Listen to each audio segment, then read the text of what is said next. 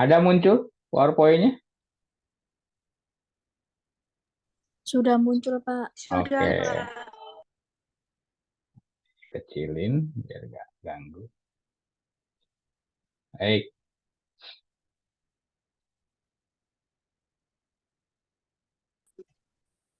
Hmm, baik. Jadi bagaimana Islam membangun persatuan dalam keragaman, itu tema di buku ya. Ini sudah pegang semua bukunya ini ya. Nah, saya minta satu orang kirimkan akunnya yang di Telegram biar saya kirim karena lewat WA agak bisa berat ya. Baik, sebenarnya ya keragaman dalam Islam itu bukan hal baru. Ya, ini saya akan cerita sedikit ya, sejarahnya ya.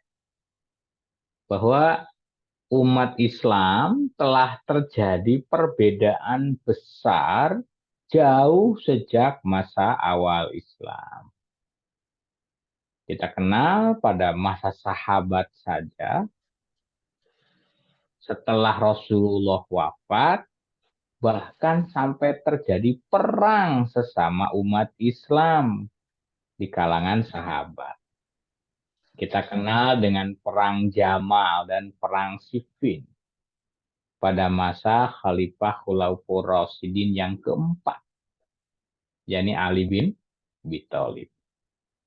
Perang Jamal itu bahkan uniknya ketika yang berlawanan antara khalifahnya Ali bin Abi Thalib, seorang menantu Rasulullah, melawan pemberontak atau orang yang melawannya itu adalah Sayyidatina Aisyah Ummahatul Mukminin, istri Rasul.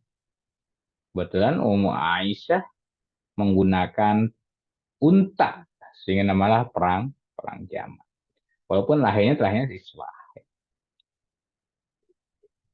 Puncak perang yang paling menentukan perbedaan itu ada di akhir, itu pada masa Ali bin Abi Thalib akhir, namanya perang Siffin antara pendukung Ali bin Abi Thalib sebagai khalifah dan pendukung Muawiyah, yang berakhir nanti ada tahkim berupa perdamaian.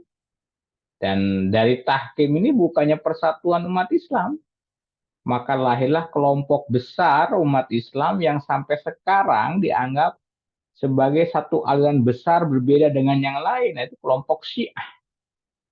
Syiah itu dulunya adalah politik, Syiatu Ali, kelompok pendukung Imam Ali. Dalam perkembangannya sudah tidak politik lagi. Ada akidahnya yang berbeda dengan kita Ahlus Sunnah, tentang imamah, tentang hadis, tentang hukum Islamnya, ya, sehingga menjadi satu kelompok Islam sendiri dan besar, besar di Iran, Irak, Syria itu besar sih. Jadi digambarkan adanya perselisihan itu sudah ada sejak masa awal Islam. Bahkan dalam riwayat sejarahnya, ketika baginda Rasulullah SAW meninggal, maka terjadilah perdebatan keras di kalangan para sahabat mengenai siapa yang akan mengganti Rasulullah memimpin. Kita kenal dengan peristiwa Saqifah Bani Sa'id. Di satu tempat berkumpullah para sahabat-sahabat besar dari kalangan muhajirin yang pendatang dari Mekah dan Ansor yang asli Madinah.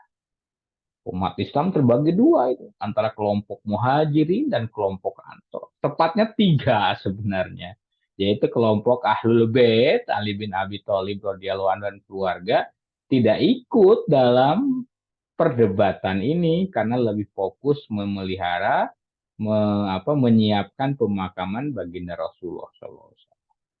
Sehingga diriwayatkan sampai tertunda 3 hari itu pemakaman baginda Rasulullah SAW. Nah, perdebatan antara muhajirin dan ansor ini akhirnya sampai kesepakatan, lahirlah kepemimpinan di bawah Abu Bakar As-Siddiq.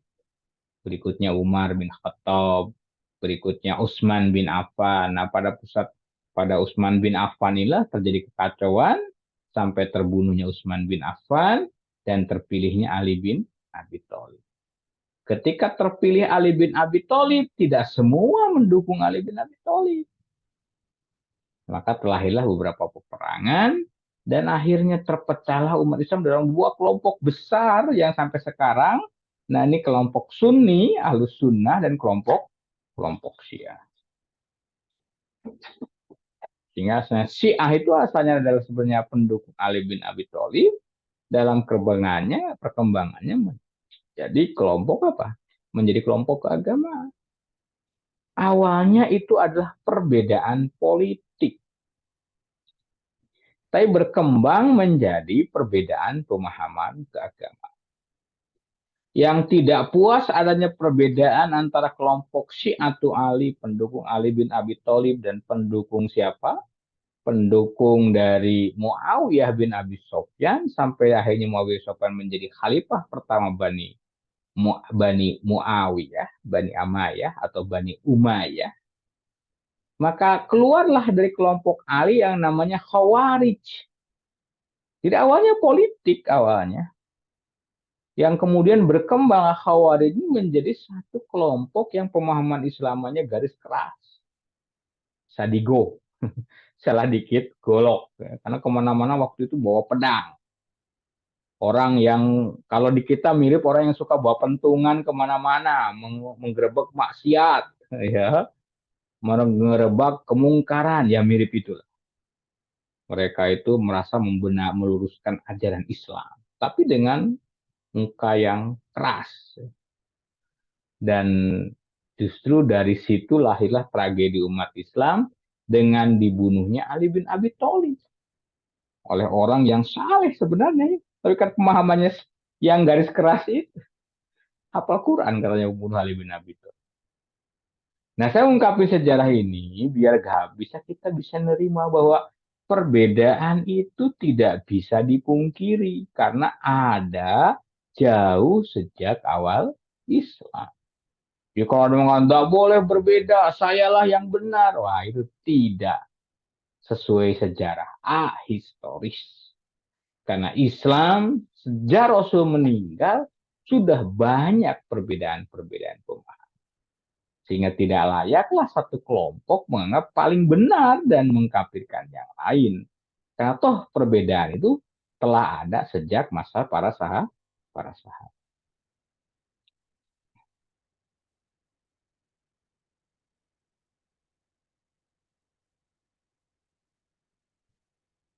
Ngeleknya. Jadi awalnya perbedaan politik, kemudian dari perbedaan politik itu berkembanglah menjadi perbedaan teologis, perbedaan akidah.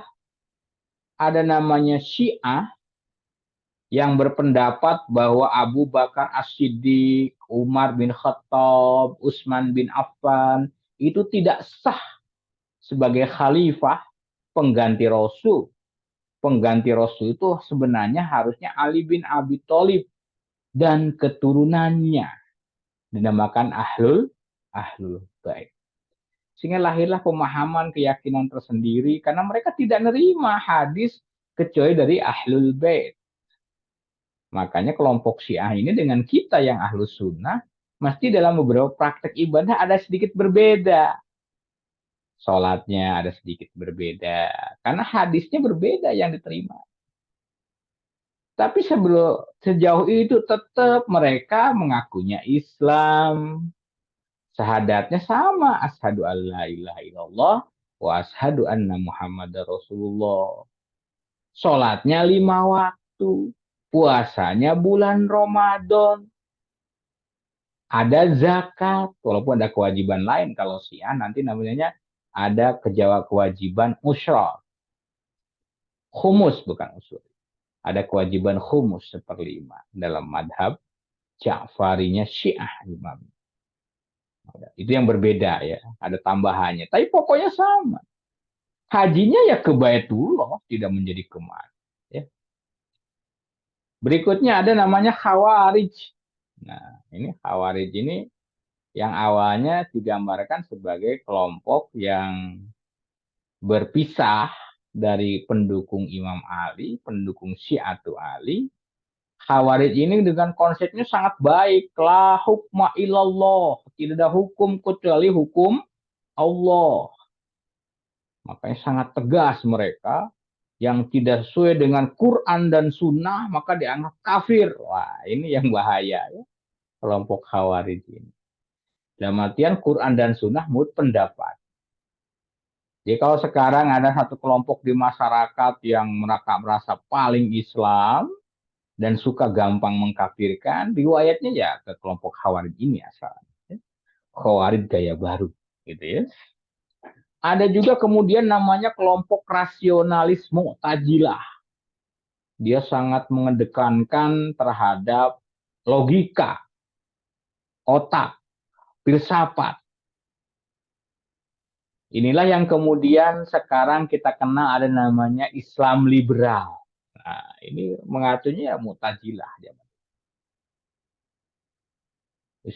Islam liberal ini seolah-olah Islam itu ya mereka sangat concern dengan isu-isu liberalisme, isu-isu kebebasan berpikir gitu ya. Tapi sisi lain menjadi di mana kepatuhan terhadap Islamnya. Kepatuhan terhadap Islam. Biasanya bahwa pendapat ini kalau di masyarakat sudah ada yang mengatakan semua agama itu sama. Nah, ini contoh yang Mu'tazilah itu biasanya bibitnya di situ. Semua agama itu sama. Mungkin Anda juga ada yang berpendapat itu. Semua agama sama. Ya, dalam artian agama semuanya agama mempunyai kepercayaan pada Tuhan sama. Iya, betul. Bahwa agama menjadi tuntunan kepada kebaikan sama, betul. Tetapi bagi kita sebagai individu muslim, tidak bisa menganggap agama itu sama. Harus jelas bahwa agamaku itu benar. Tidak boleh ada keraguan. Maka ditegaskan dalam surat Al-Kafirun, Qul ya ayyuhal kafirun, la a'budu ma ta'budun, wala antum abiduna ma a'bud, wala ana abidu ma abatum, wala antum abiduna ma a'bud, lakum dinukum waliyad. Tegas itu harus kita. Tidak sama. Kita hormati ada perbedaan, tapi yakin agama saya ini yang benar menurut saya. Dan saya yakin. Tapi saya menghormati agama lain. Lakum dinukum, silahkan agama. Mau Natalan, mau Waisak, atau apapun ibadah-ibadah mereka, silahkan kita hormati. Tidak mengganggunya, bahkan tidak boleh mengganggu. Tapi jangan ajak-ajak kita dalam Natal bersama, ya gak benar. Wong itu ibadah. Kita pun tidak mengajak mereka lebaran, ayo kita sholat Idul Fitri. Sebagai bukti kita ini toleransi. Tidak begitu pengertian toleransi. Nah itu biasanya akarnya dari Mu'tazilah. Ada namanya Asy'ariyah Maturidiyah. Tauhid Asy'ariyah Maturidiyah yang kemudian berkembang menjadi Ahlus Sunnah wal Jamaah Aswaja. Inilah yang banyak dipegang oleh kalangan yang sekarang menjadi ormas Nahdlatul Ulama. Yang semirip dengan Nahdlatul Ulama. Ada Nahdlatul Wathon, ada Perti, itu semuanya berbasiskan Ahlus Sunnah wal Jamaah. Dalam bidang teologi ada kemudian Hambaliyah. Nah, Hambaliyah itu sebenarnya Ahlus Sunnah sama dengan Ahlus Sunnah wal Jamaah Asy'ariyah, tapi lebih tegas bagaimana tidak terlalu banyak menggunakan logika, rasio. Sehingga disebut dengan ahlul hadis. Sebenarnya menurut saya ini, kalau kalangan Muhammadiyah itu cenderung ke Hanbaliyah. Ahlus sunnah yang Hanbaliyah. Bukan ahlus sunnah yang Asy'ari. Ada yang berkembang dari Hanbaliyah itu kemudian berkembang Wahabiyah. Ini yang berkuasa di Arab Saudi sekarang. yang biasanya agak ketat dan gampang mengkafirkan orang, kelompok Salafi. Biasa identitasnya kalau di masjid-masjid itu yang suka rajin ke masjid, celana cingkrang, pakai jubah gitu, gampang menyalahkan orang itu biasanya dari kelompok ini, dari kelompok Wahabi. Kalau Hambalinya enggak. Tapi kalau sudah ke Wahabiyah, menganggap orang NU itu musyrik karena suka tawasul, suka meminta-minta di ziarah wali. Wah, sebenarnya enggak begitu. Nah, ini yang mulai rame di kita itu ketika kelompok-kelompok Wahabi ini mulai rame banyak masuk ke Indonesia. Seiring setelah reformasi dan dana yang besar dari Arab Saudi, para adainya ini dikirim dari belajar gratis di Arab Saudi, dikirimlah ke negara asalnya, dan mereka menjadi penganjur-penganjur Wahabi. Dan ini ya sekarang mulai agak gelisah di masyarakat. Karena mereka rajin-rajin ke masjid, lama-lama orang NU, orang Muhammadiyah tersingkir dari masjidnya. Ya, saya dalam tahun kemarin ya melakukan penelitian tentang kelompok Salafi di kalangan Muhammadiyah. Orang Muhammadiyah aja yang Hambali agak dekat-dekat ke Wahabi akhirnya resah karena muncul kelompok Salafi ini. Karena beberapa masjid Muhammadiyah telah lepas dikuasai oleh Salafi yang Wahabi. Ini dalam bidang tataran teologi.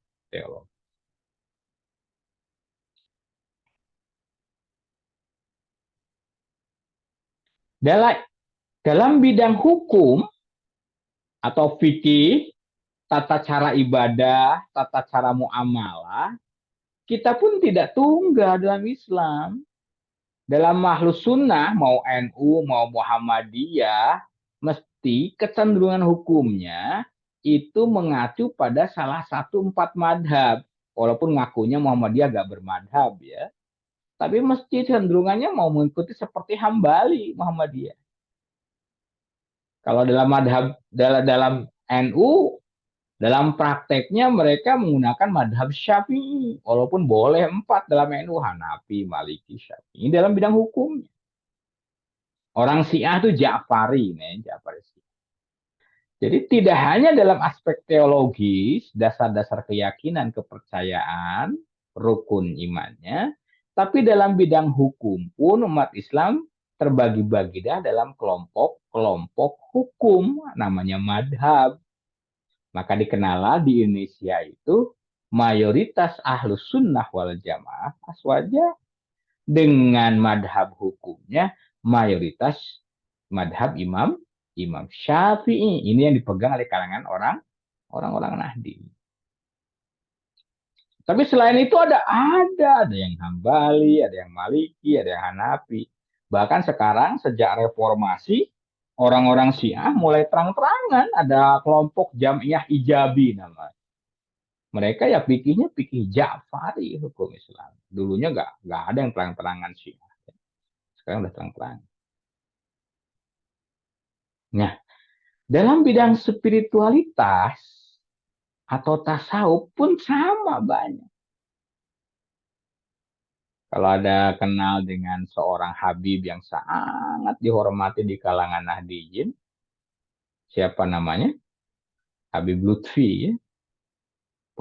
Itu sebagai pemimpinnya Torekah, Jamaah Torekah di dunia. Cara berbagaimana mendekatkan diri kepada Allah namanya ada Torikot. Ada Qadiriyah, Naksabandiyah. Ini yang besar. Tapi selain itu ya ada Tijaniyah. Sidikiyah sekarang banyak. Bagaimana mereka berzikir, melakukan ritual ibadah selain yang wajib, biar lebih dekat kepada Allah. Dengan menggunakan teori. Nah, perbedaan dalam bidang teologis, perbedaan dalam bidang hukum Islam, dan perbedaan dalam cara pandang tasawuf di Indonesia kemudian terlembagakan dalam ormas-ormas. Sudah saya singgung tadi ada NU, Muhammadiyah, Persis. Di Jawa Barat besar ini. Jadi kalau di kampung saya biasanya terbelahnya di kampung itu antara NU dan Persis, bukan NU dan Muhammadiyah. Ada Nahdlatul Wathon ini besarnya di NTB. Sehingga di sana itu NU-nya kecil, tapi Nahdlatul Wathon besar. Padahal sama seperti NU, NW. Ada Perti ini besarnya di daerah Sumatera Barat. Besar. Ya. Banyak perguruan tinggi. Sekolah-sekolah pondok-pondok Perti yang gayanya ya NU sebenarnya. Jadi ormasnya banyak macam-macam, tapi secara garis besar sebenarnya di Indonesia itu masih dalam kelompok ahlus sunnah. Apakah cenderung Asy'ariyah dalam bidang apa? Dalam bidang teologinya, ataukah cenderung Hambaliyah dalam bidang teologi? Dalam bidang fikihnya, hukumnya apakah cenderung Syafi'iyah seperti orang NU, ataukah cenderung Hambaliyah seperti orang Muhammad?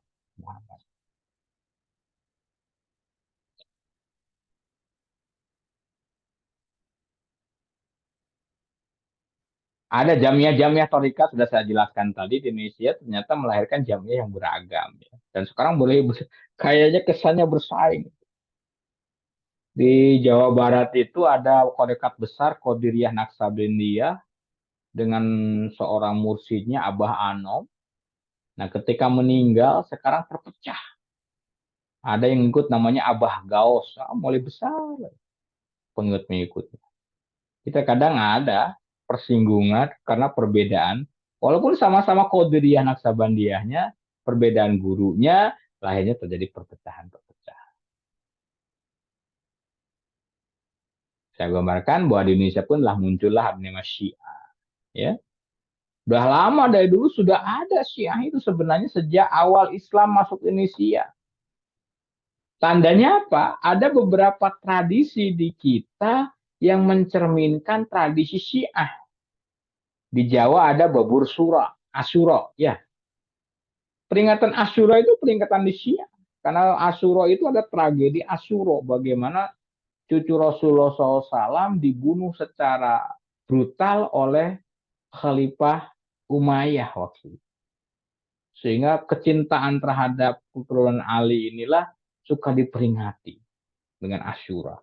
Nah, di kita ada namanya bubur syura. Ada namanya di Sumatera itu ada namanya tabwek.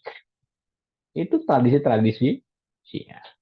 Ini menggambarkan sebenarnya ajaran Syiah pun sudah mulai banyak masuk di Indonesia. Walaupun tidak terang-terangan. Baru setelah Orde Baru tumbang, masa reformasi, orang bebas mendirikan ormas, barulah berdiri ormas dari kalangan Syiah. Di dunia yang besar itu Iran sebagai patronnya Syiah. Ahmadiyah ini gencar juga nih. Kalau Anda di Car Free Day, suka ada yang apa? Orangnya pakai syekh-syekh itu, kayak syekh-syekh gitu. Yang pakai janggutnya besar, pakai topi kayak India. Biasanya Ahmadiyah. Pakai saluran TV internasional. Para ulama mengatakan bahwa Ahmadiyah itu sudah bukan lagi Islam, sudah sebagai aliran sendiri. Karena mengaku ada nabi setelah Nabi Muhammad SAW. Namanya Ahmadiyah.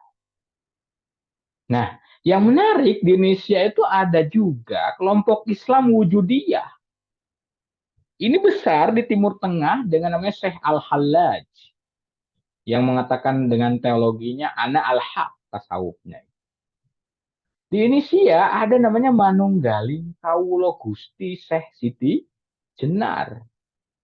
Biasanya kampung-kampung yang ajarannya Syekh Siti Jenar dinamai dengan lemah bang. Maka lahirlah ada namanya tradisi abangan. Jadi sebenarnya ya gak jauh-jauh amat dari tradisi keragaman Islam.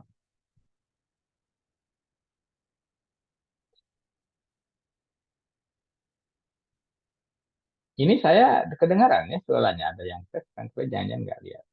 Nah, bagaimana kita memandang keragaman ini? Maka sudah jelaskan di awal ketika sumber ajaran kita Al-Quran dan Sunnah. Ketika melihat banyak peragaman sudah sekarang ukurannya apakah pokok ajarannya masih Quran dan Sunnah. Kalau masih Quran dan Sunnah apapun alirannya, apapun ormasnya sudahlah. Anggap sama lah dengan kita. Hanya berbeda dalam hal-hal kecil. Yang kedua, apakah sama pokok ajarannya? Rukun imannya 6, rukun Islamnya 5, gitu. Kalau rukun imannya masih 6, rukun Islamnya masih 5, sudah sama dengan kita.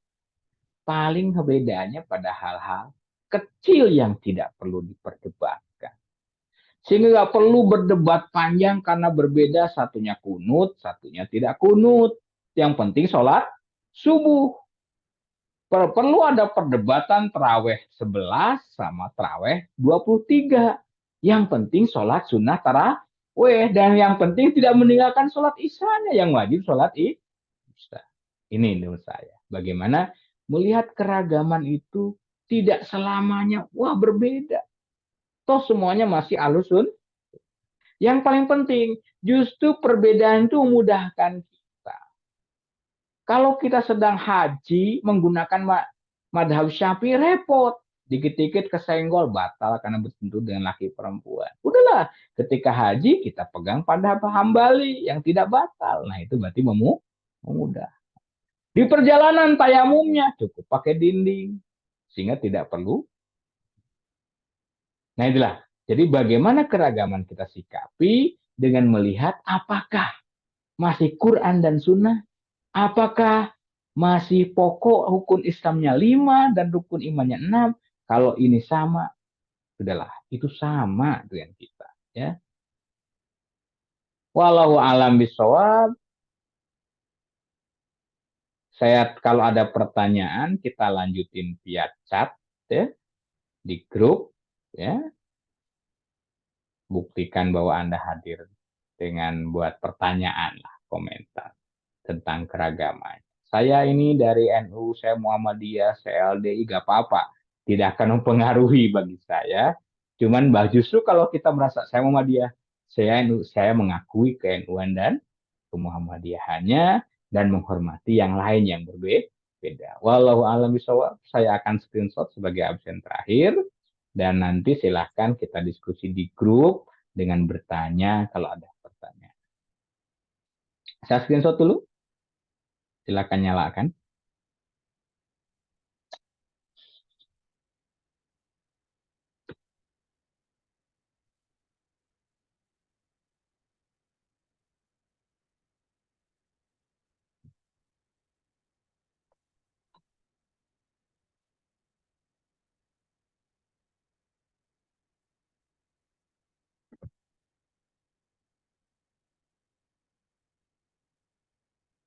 Halaman 2-nya.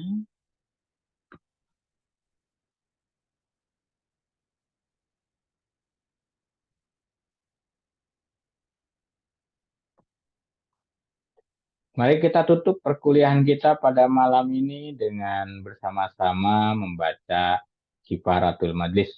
Subhanakallahumma wa bihamdika asyhadu an la ilaha illa anta astaghfiruka wa atubu ilaik. Subhanakallahumma wa bihamdika asyhadu an la ilaha illa anta astaghfiruka wa atubu ilaik.